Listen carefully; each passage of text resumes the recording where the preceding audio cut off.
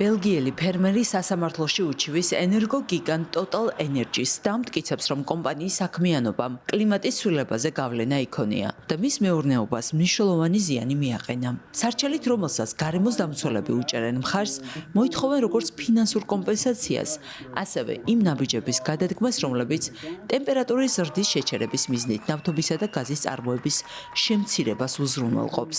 ფერმერ იუგ ფალისის თქმით, პროცესი დაიწყო იმ მიზნით, რომ Total Energy შეცვალოს საქმიანობის მეთოდები.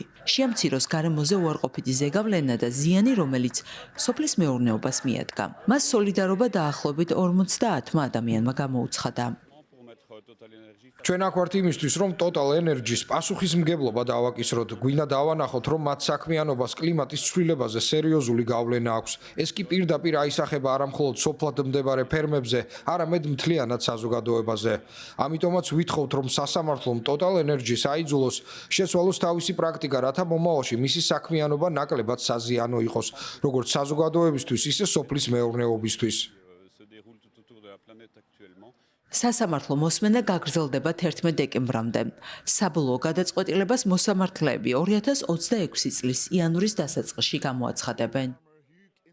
Greenpeace მხარს უჭერს ფერმერ იუგ ფალის Total Energies-თან დაკავშირებულ საქმეში. ვფიქრობთ, დროა დასრულდეს ის, რაც დღემდე გრძელდება. ის, ვინც აბინძურებს გარემოს, სამწუხაროდ არ ისჯება.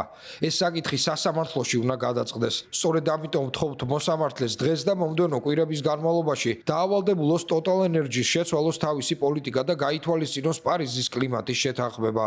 ეს ნიშნავს, რომ კომპანიამ უნდა შეწყვიტოს ახალი ინვესტიციები წიაღისეული საწვავის სფეროში. ასევე ვთხოვთ სასამართლოს კომპანიამ აუნაზღაუროს ის ფინანსური ზარარი, რომელიც ფერმერ იუგ ფალის კლიმატის ცვლილების შედეგად მიადგა.